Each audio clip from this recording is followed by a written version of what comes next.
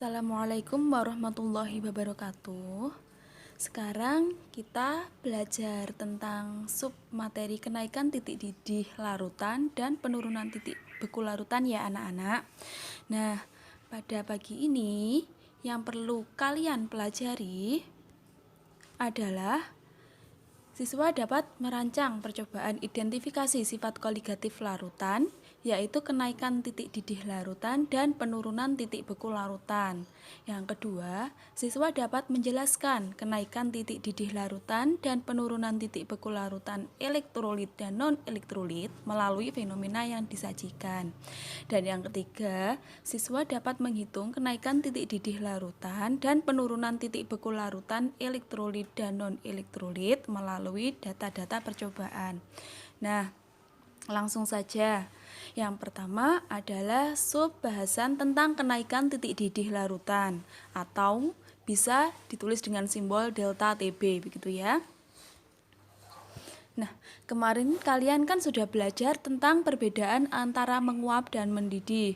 Nah, pada saat kalian pernah memperhatikan air yang mendidih ya anak-anak. Nah, bedanya apa pada penguapan dan pendidihan kemarin? Kalau penguapan itu semua molekul air atau semua molekul zat cair itu mempunyai kemampuan untuk meninggalkan larutannya begitu. Sedangkan pada penguapan yang mempunyai kemampuan untuk meninggalkan larutannya hanya berada pada permukaan. Nah, sebenarnya apa titik didih itu? Titik didih adalah suhu saat zat cair tepat mendidih pada tekanan udara luar. Nah, berapa tekanan udara luar itu? Tekanan udara luar itu adalah sama dengan 1 atm pada permukaan biasa atau biasa disebut dengan 760 torr atau sama dengan 760 mmHg atau 101,325 Pascal. Nah, maka pada saat tekanan 1 atm itu titik didih air sama dengan 100 derajat Celcius. Nah, titik didih air itu berbanding lurus dengan tekanannya. Apabila tekanannya itu semakin rendah, maka titik didih air akan semakin rendah. Misal, titik didih air di pegunungan itu, di mana di pegunungan itu kan tekanan udara kurang dari 1 atm, maka titik didih air di pegunungan itu juga kurang dari 100 derajat Celcius begitu. Nah, kalian pernah mengamati ibu kalian saat memasak daging tidak? Sekarang kan musimnya kurban tuh. Kalian coba praktekkan. Pada saat memasak daging itu air itu ditambah bumbu dan garam. Kemudian saat pemanasan akan meningkatkan titik didih air. Maksudnya bagaimana? Nah, pada saat memasak daging itu kebanyakan daging dimasukkan pada saat air itu sudah ditambahkan bumbu. Karena apa? Ternyata bumbu yang ditambahkan dengan air itu maka dapat meningkatkan titik didih air sehingga daging yang dimasukkan di terakhir itu akan bisa matang secara sempurna gitu. Nah, kalian kemarin kan sudah mengamati partikel-partikel yang berinteraksi dan gaya yang terlibat antara air murni dan juga larutan.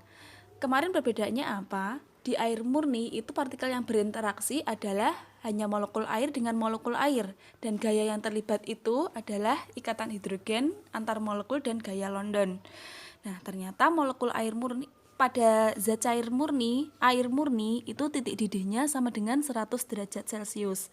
Berbeda pada larutan, ternyata larutan itu mempunyai titik didih lebih tinggi daripada air murni atau lebih dari 100 derajat Celcius pada tekanan 1 atm. Nah, ini disebabkan karena apa? Pada larutan itu ternyata partikel-partikel yang berinteraksi itu tidak hanya satu, di mana dalam larutan itu partikel yang berinteraksi ada partikel terlarut dengan partikel pelarut dan juga interaksi antara partikel pelarut dengan partikel pelarutnya.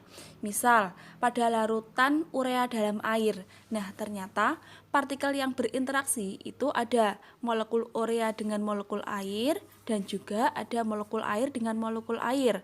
Nah, dalam larutan NaCl, di dalam larutan NaCl itu ada ion Na+ dengan molekul air dan ion Cl- dengan molekul air dan molekul air dengan molekul air, di mana gaya yang terlibat itu lebih banyak daripada interaksi antara air murni.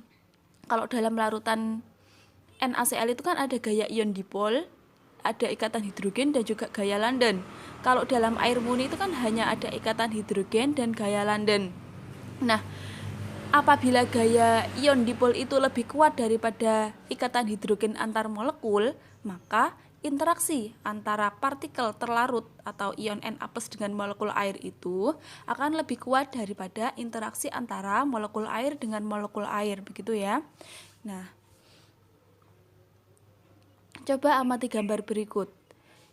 Yang gambar kanan itu kan ada air murni dan yang gambar kiri itu ada larutan NaCl. Di dalam air murni itu interaksinya hanya ikatan hidrogen antara molekul air dengan molekul air.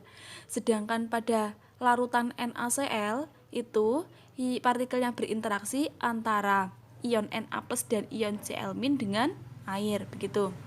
Atau gaya ion dipol tadi. Nah, akibatnya apa? Pada saat menguap, pada larutan itu harus memutuskan interaksi atau gaya antar molekul antara ion Na+ dengan partikel air.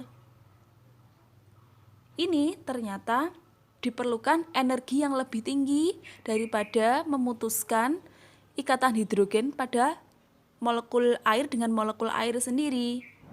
Nah, akibatnya apa? Titik didih pada larutan itu lebih tinggi daripada titik didih air murni. Karena apa? Untuk memutuskan interaksi pada larutan tersebut itu diperlukan energi yang lebih tinggi daripada energi yang diperlukan untuk memutuskan interaksi pada air murni, begitu.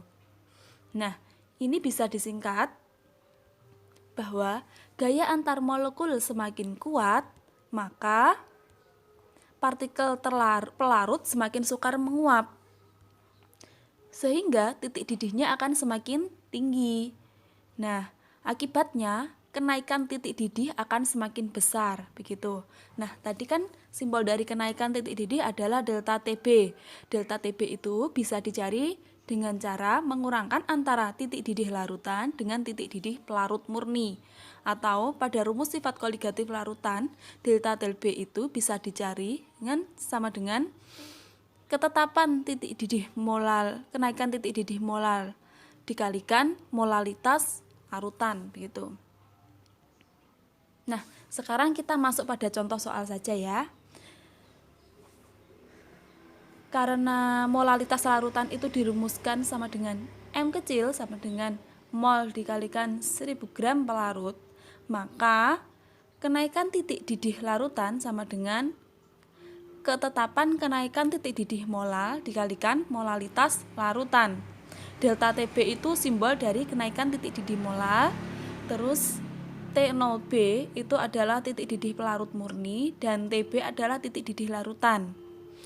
KB adalah tetapan titik didih molal.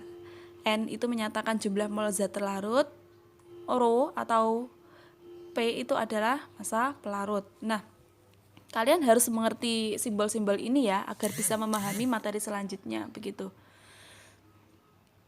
Sekarang kita masuk pada contoh soal. Sebanyak 9 gram glukosa atau rumusnya C6H12O6 itu dilarutkan dalam 100 gram air pada tekanan 1 atm. Nah, hitung titik didih larutan jika diketahui MR glukosa sama dengan 180 dan tetapan titik didih air sama dengan 0,52 derajat Celcius per molal. Nah, caranya untuk menentukan titik didih larutan, maka perlu menghitung kenaikan titik didih larutan terlebih dahulu. Yang pertama, kenaikan titik didih larutan glukosa itu menggunakan rumus sifat koligatif larutan tadi, delta TB sama dengan KB kali molalitas, maka diperoleh nilai sama dengan 0,26 derajat Celcius. Kemudian kita mencari titik didih larutan glukosa. Titik didih larutan glukosa itu sama dengan T0B ditambah dengan delta TB atau 100 derajat Celcius ditambah 0,26 derajat Celcius sama dengan 100,26 derajat Celcius. Gitu ya, anak-anak. Untuk lebih jelasnya, perhitungannya coba kalian lihat LKS saja ya. Nah, sekarang kita masuk pada materi penurunan titik beku larutan atau diberi simbol delta TF. Nah, kalian pernah beli es krim kan? Misal kalian beli es krim terus tiba-tiba lupa memakannya, maka es krim tersebut kan akan mencair. Nah, kemudian kalian ingin memakan es krim lagi, kalian masukkan es krim tersebut ke dalam freezer. Nah, kira-kira mana dahulu yang terlebih membeku pada saat kalian makan? Nah, pada saat kalian makan itu kan es krim jadi berubah rasanya daripada es krim yang sebelumnya. Maksudnya yang kalian rasakan itu kan hambar dulu, kemudian manisnya itu kan di dalam begitu. Artinya apa? Yang membeku pertama itu adalah air dulu, kemudian perasa es krim itu membeku belakangan begitu. Nah, ini berhubungan dengan penurunan titik beku larutan. Bagaimana? Coba kalian amati struktur, sebelumnya kalian amati struktur air dan struktur es terlebih dahulu. Nah, pada struktur air itu ikatan hidrogennya sama dengan 3 sampai 4 molekul air. Nah, bagaimana dengan jaraknya? Ternyata perbedaan antara struktur air dan struktur es itu jarak ikatan hidrogen pada struktur air itu lebih panjang daripada jarak ikatan hidrogen pada struktur es. Artinya apa? Pada struktur es itu ikatan hidrogennya itu lebih rapat dan gaya tali darah antar molekulnya itu akan lebih kuat. Kalau dalam struktur es itu biasa disebut dengan ikatan hidrogen 3 dimensi. Jadi dalam struktur es itu membentuk seperti gambar yang kanan ini. Ada rongga dan jarak antar molekulnya itu sangat rapat, begitu ya. Nah, ini hubungannya apa pada proses pembekuan larutan? Kalau dalam pembekuan larutan itu kan tadi struktur es digambarkan seperti gambar ini. Nah, pembekuan larutan itu kan pasti ada molekul terlarut. Dalam pembekuan larutan itu melibatkan ikatan hidrogen antar molekul. Nah, apabila jarak antara molekul air dengan molekul air yang lain itu semakin rapat, maka air tersebut bisa membeku atau membentuk es. Nah, pada larutan kan ada partikel pelarut. Ternyata partikel pelarut itu bisa menghalangi antara molekul air dengan molekul air yang akan saling berdekatan. Artinya apa? Jarak antara molekul air dengan molekul air yang lain pada larutan itu akan lebih panjang daripada jarak antara molekul air dengan molekul air pada pelarut murni. Nah, karena adanya partikel tersebut, maka partikel terlarut itu menghalangi mendekatnya molekul air dengan molekul air yang lain, sehingga untuk mendekatkan antara molekul air dengan molekul air yang lain itu diperlukan suhu yang lebih rendah, begitu ya. Bisa dipahami atau bisa disingkat dengan adanya partikel zat terlarut, maka jarak antara molekul pelarut akan semakin besar, sehingga titik bekunya akan semakin rendah. Akibatnya, penurunan titik beku akan semakin besar. Nah, penurunan titik beku itu bisa dicari dengan mengurangkan antara titik beku pelarut murni dengan titik beku larutan. Atau pada sifat koligatif larutan, delta TF itu bisa dicari dengan mengkalikan antara ketetapan titik beku molar larutan dikalikan molalitas larutan, KF dikalikan M kecil. Nah, Oleh karena molalitas larutan dirumuskan dengan M kecil sama dengan N kali 1000 pelarut, maka delta TF atau penurunan titik beku larutan sama dengan K besar F dikalikan M kecil, atau ketetapan titik beku larutan dikalikan molalitas larutan. Nah, kalian harus mengetahui simbol-simbol berikut. Delta TF itu menyatakan penurunan titik beku molal.